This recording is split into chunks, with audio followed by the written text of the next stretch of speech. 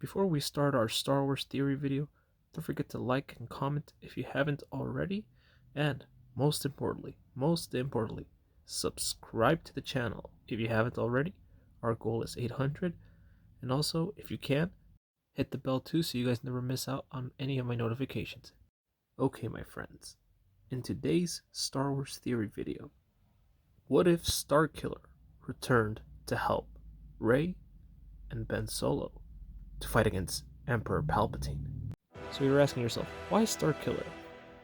Well, if we look back at the Force Unleashed game, Starkiller has some beef with Darth Vader and Emperor Palpatine. For example, Darth Vader, he basically killed his father right in front of him. And I'm not joking when I say this. Right here, you're seeing the footage right now of Darth Vader just about to kill his father. But then Starkiller yeets Darth Vader's lightsaber. Vader is then surprised because he has a son. He tells him to run, and bam, he's dead. And poor Starkiller is scarred for life. And pretty much from there, Vader takes him in as his own apprentice. He grows up and is strong with the dark side, but then realizes that Vader's a douchebag and he just wants to be part of the rebellion. He becomes the good guy. He goes to the Death Star and tries rescuing Coda and the Senators, which he successfully does. And then he has a face-off with Emperor Palpatine, which gotta say is one of the most badass scenes I've seen. Because here, Starkiller pretty much sacrifices himself, and in the sequel, Starkiller is cloned and comes back again to finish Darth Vader once and for all. And it only makes sense why Starkiller has to be the one to destroy the Emperor, because if Starkiller can defeat Darth Vader, he can also defeat Emperor Palpatine. And don't forget that in the next game, Starkiller gets a power bonus. He becomes even more powerful than in the last game. But my point is that Starkiller has a vendetta and is strong enough to go one-on-one against the Emperor. So how would Starkiller return in Episode 9? It goes a little something like this. Let's begin. Ben Solo just got redeemed. Rey is defeating Palpatine's guards. Ben Solo defeated the Knights of Ren, yada yada. And then they're in the same place as the Emperor.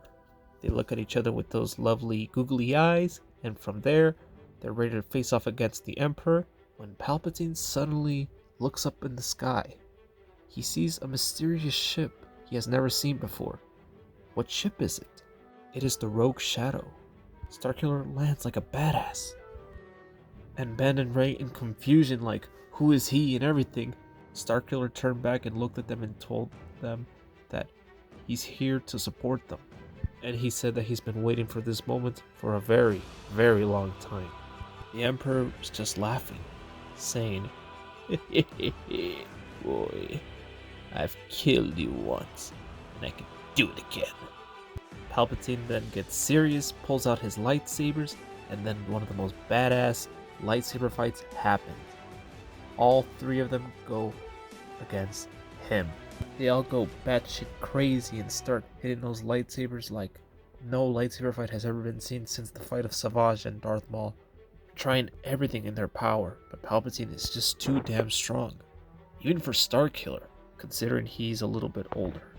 But Ben Solo, Rey, and Starkiller give it all they can, and yet they succeeded because Rey sliced that lightsaber in half. So Palpatine now only had one lightsaber. Palpatine was panicking. He was scared. So Palpatine struck out lightning against Rey, torturing her. Ben Solo jumps into the rescue, gets thrown off, leaving only Starkiller and Palpatine. They go at it for a couple minutes and bam. Starkiller dropped his guard down for 1 second and he got stabbed across the chest. Starkiller on the ground. Palpatine was about to finish him off, and then Rey jumps in and protects Starkiller. Rey now faces Palpatine. Then Rey destroys the other lightsaber, stabs the Emperor, just about to finish him, but then Palpatine sneaks with a lightning attack and begins to torture Rey to death.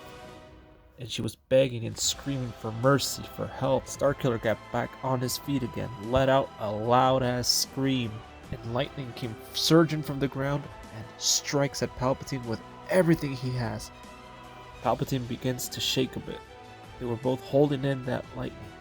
Palpatine laughs menacingly and tells Starkiller in his face that your power is weak. Nothing compares to the dark side, boy. You are nothing but a clone with the memories of a dead man. The return of the Sith is inevitable. Starkiller looks back at Rey and Ben Solo, and Starkiller knew what he had to do. So then Starkiller unleashes more lightning out of him. Palpatine struggles, and then suddenly Palpatine begins screaming in agony and pain. Starkiller yelled at Rey and Ben Solo to run, and as the lightning was forming, Starkiller sensed a presence next to him. It was his father, and told him that he loved him and that he is very proud of the man he has become. From that moment on, he was motivated, and he unleashed lightning, used it against Palpatine, and destroyed him, while sacrificing himself with everything he got, which resulted of the destruction of the Sith Temple on Exegol. Rey and Ben Solo look from a faraway distance as the temple collapses, and Ben said, "He did it. He actually did it." The galaxy was once in peace thanks to Starkiller and his noble sacrifice. Well, my friends, we got to the end of the story. This is what would have happened if we saw Starkiller in Episode 9, or Galamaric in Episode 9. Which I gotta say, it's still pretty dope if Starkiller would have made it to Episode 9. But who knows, maybe in the future we'll get a live action Star Wars movie with him. But I guess we'll never know. Well, my friends, I hope you guys enjoyed this Star Wars Theory video. Thank you guys for watching. Like, comment, share, and subscribe if you guys love what you see. Our next goal is 800 subscribers. And as always, more content coming soon. And most importantly, may the Force be with you. Peace out.